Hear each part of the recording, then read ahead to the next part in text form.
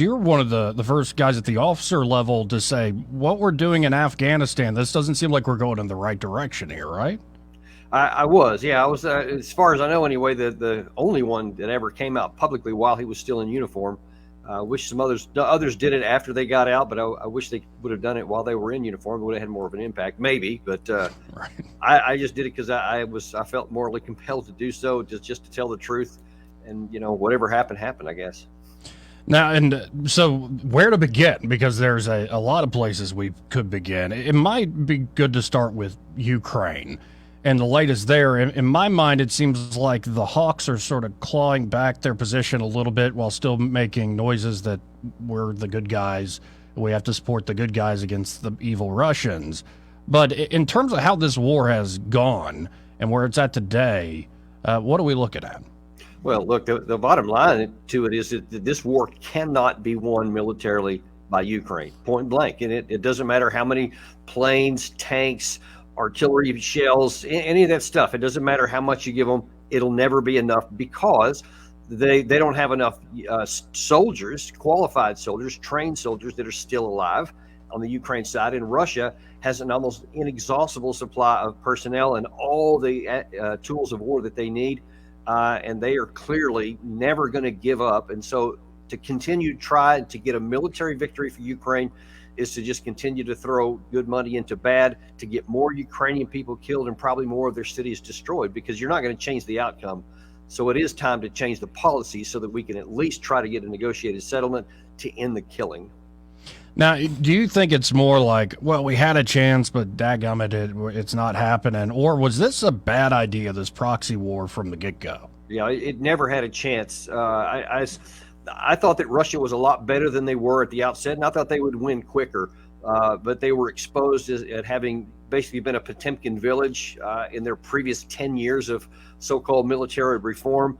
But the problem is that Russia is such a massive country with enormous natural resources that they can absorb those losses that they had, and then they've been able to recover from that. Their tactics are better now, and definitely their military-industrial complex is just cranking through the roof right now in ways that Ukraine can never match. You see that they're already suffering badly because now that this Israel-Hamas war broke out, so much of our attention is there. Now then the same categories of interceptor missiles and artillery shells that were going to Ukraine are now going down there, and we just don't have any more to hand out.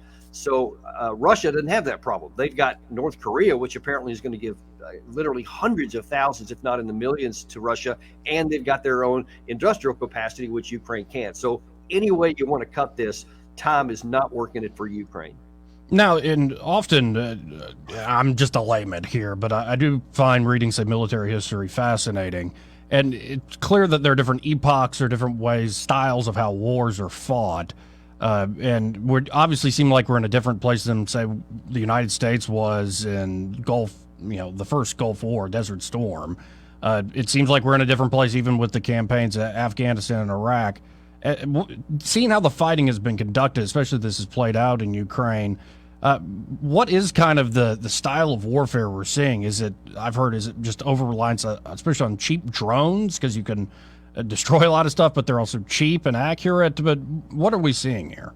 Yeah, we're seeing the evolution of warfare, frankly, because you've had this, like the Desert Storm in 1991. You had the Operation Iraqi Freedom in 2003, where you had these large formations of tanks sweeping across the deserts. We had lots of similar kinds of things during World War II in various battlefields in Europe and in North Africa. But right now, because of the intelligence capacity of satellites, of the drones, long-range artillery, and precision missile fire, you just see you can't do those things the way you did in the past. And right now, both sides are trying to figure out how can you do it in the future or even in the present. And the question is, will the drones make like tanks no longer important? Or they're like the mechanized warfare is no longer important? I think it definitely is. Infantry is still vitally important, but the side that figures out how to use drones and counter drones to the best, and that's electronic warfare and other direct means, then they can strip away the other sides while keeping theirs. Now, all of a sudden, those ground forces can be effectively used. And right now, neither side has been too good at it. especially the counter drone part, because they both have lots of drones. So that's the reason why you see kind of a stalemate for the most part on the line, but you see enormous casualties on both sides. That's the really tragic humanitarian part. Yeah, and it almost somewhat comparable to World War One. Not quite as bad, but it's just closer to World War One than World War Two. Right. And one area that I'm worried about, and I was worried about it from the outbreak of this war. To me, and maybe somebody like saying Alexander Dugin's nuts. Well, in fact, he does seem a little nuts. But it to me seemed like Russia wasn't just going for a land grab. They saw this as their opportunity to sort of force what they call a multipolar order.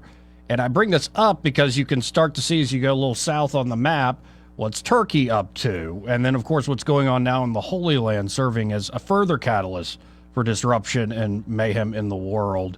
So let's go now to the Holy Land and what's happening between Israel and Gaza as we speak. What's the latest happening there on the ground?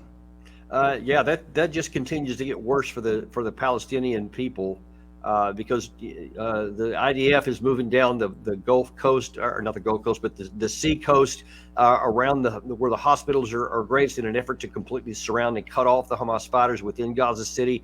And there's just enormous casualties being incurred, and humanitarian nightmare that the world has not seen at this scale in decades. And it's just horrific.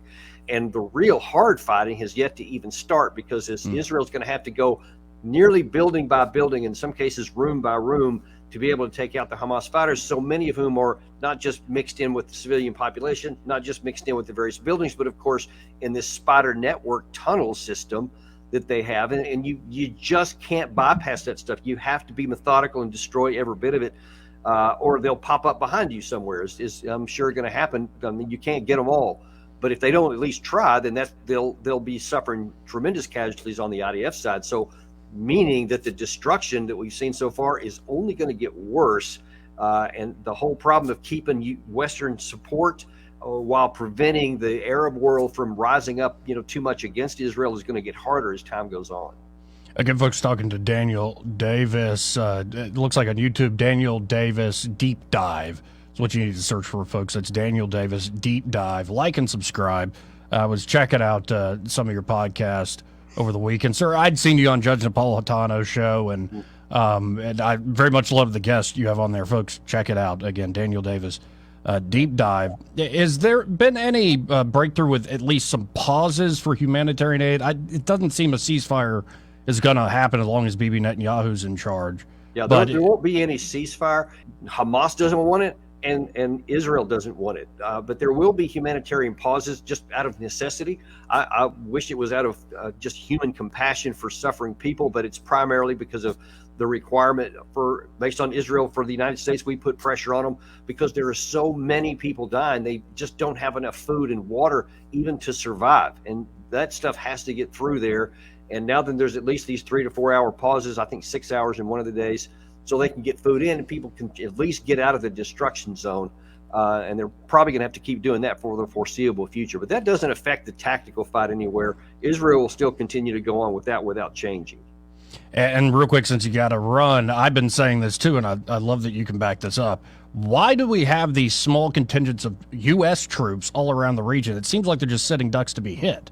They are. I was on Fox News just a couple of hours ago and just about drove me crazy, because you have people like Jack Keane who said, no, we need to hit Iran harder. We need to go in and fight more and do more to these people, thinking that somehow that's going to get the message through. It's not going to get a message through. It's just going to get more Americans killed for nothing. So far, there's been 52 attacks since the 17th of October in retaliation for what's going on in Israel.